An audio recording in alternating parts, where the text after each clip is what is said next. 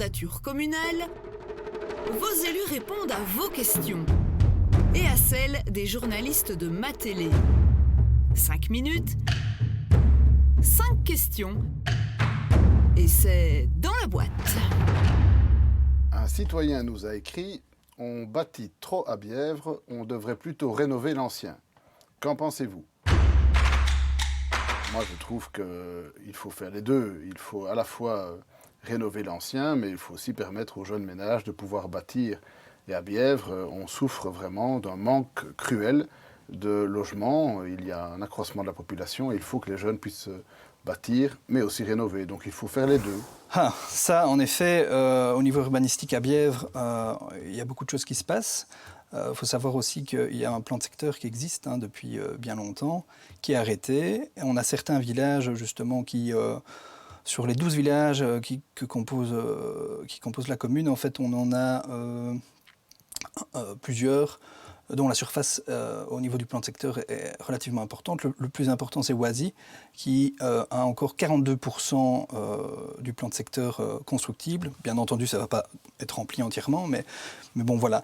Et au niveau des vieilles bâtisses, bien entendu, ça serait intéressant de rénover nos vieilles bâtisses ardennaises qui ont vraiment un intérêt patrimonial important, mais c'est souvent une question de coût. Il n'y a pas photo. Une rénovation, c'est 30% au moins en plus, si on veut atteindre des performances énergétiques aussi importantes qu'en neuf. Se réinventer, le verbe à la mode. Et vous, quel point de votre programme de 2018 retirez-vous jusqu'aujourd'hui ? Se réinventer, en effet, ça c'est pas facile, mais bon, la vie est un éternel changement et c'est vrai qu'il faut tous les jours se réinventer. On a des problèmes et il y a des solutions tous les jours, bien entendu, mais c'est un travail constant, en effet, et j'avoue que depuis 2 ans, je fais fonction, moi, personnellement. C'est vrai que voilà, tous les jours, on se réinvente, il n'y a pas faute. Mais je ne retirerai aucun point du programme de 2018, au contraire, je pense qu'il faut le mettre en œuvre. Il y a beaucoup de choses encore à faire. Le zoning n'est pas terminé. Il y a l'ancienne maison de repos à laquelle il faut donner un avenir. Il y a l'école de Gressation qui doit être étendue. Donc il y a beaucoup de points du programme qui doivent encore être mis en œuvre. Le lotissement à Bièvre doit aussi être exécuté. Donc je n'en retirerai pas, mais au contraire, j'accélérerai un peu la mise en œuvre du programme tel que nous l'avions décidé. Maintenant, c'est vrai que le Covid a malheureusement freiné un peu le développement de nos projets. Si vous deviez choisir entre plus de ralentisseurs, plus de sensibilisation ou plus de radars, pour quelle solution opteriez-vous ? Ça oui, c'est quelque chose qui revient assez souvent aussi. Bon, des ralentisseurs, ça a une efficacité, mais jusqu'à un certain niveau. Sensibilisation, il y en a déjà beaucoup, mais c'est clair qu'il faut encore sensibiliser plus les gens, peut-être faire des attentions particulières, donc des panneaux plus spécifiques peut-être, par exemple, par rapport aux écoles et des choses comme ça.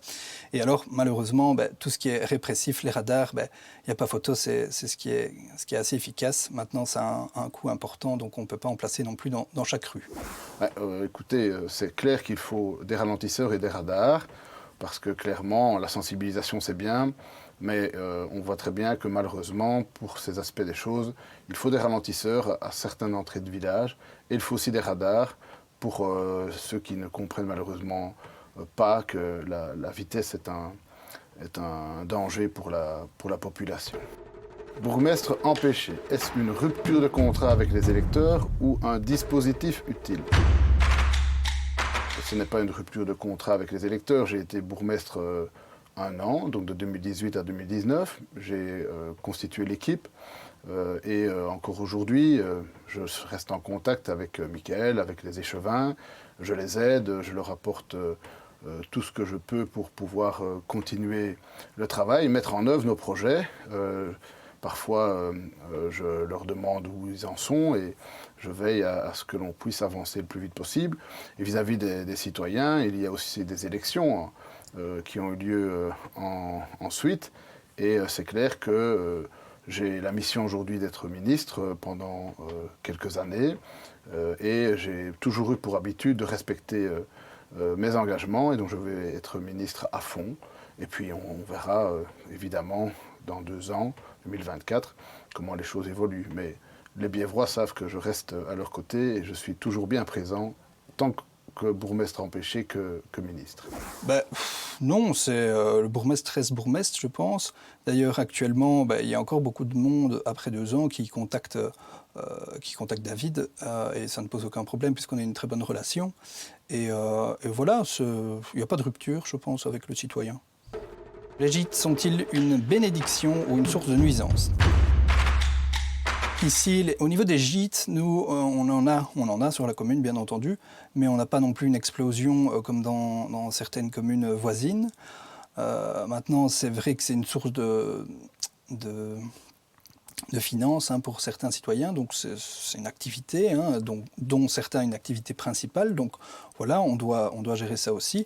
Maintenant, c'est sûr que dans nos 12 villages, il y a des spécificités de nouveau dans chaque village qui sont très différentes. On a les villages, les plus petits villages, les villages du sud principalement, où voilà, c'est plus touristique, il n'y a pas photo, que Bièvre-Centre, où la population n'est pas la même. On a beaucoup plus de secondes résidences également dans les petits villages.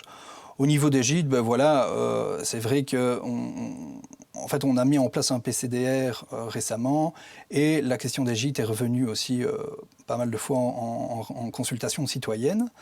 Et ici, voilà, on essaye de travailler. J'ai de bons contacts avec les voisins et on échange pas mal entre bourgmestres, en fait, pour se donner des lignes de conduite et peut-être avoir des idées communes pour... voilà, il faut garder un bon compromis. Enfin, du moins, on ne peut pas espérer avoir la moitié des villages qui sont soit des secondes résidences, soit des gîtes. C'est pas possible. Enfin, c'est pas comme ça que moi, en tout cas, je vois les choses. Et je pense que notre groupe est assez sur la même longueur d'onde par rapport à cela. Donc, ouais, voilà.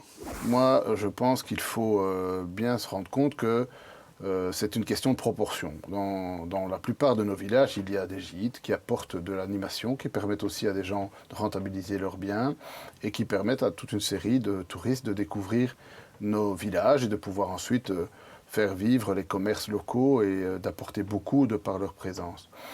C'est vrai que dans certains cas, quand on a des gîtes de grande capacité ou qui sont trop nombreux, il y a aussi, il faut bien le dire, parfois des nuisances nocturnes. Mais à Bièvre, honnêtement, ce genre de problème ne se trouve que très peu. Il n'y a pas de grands gîtes de grande capacité, sauf à Coronimont et à Bellefontaine.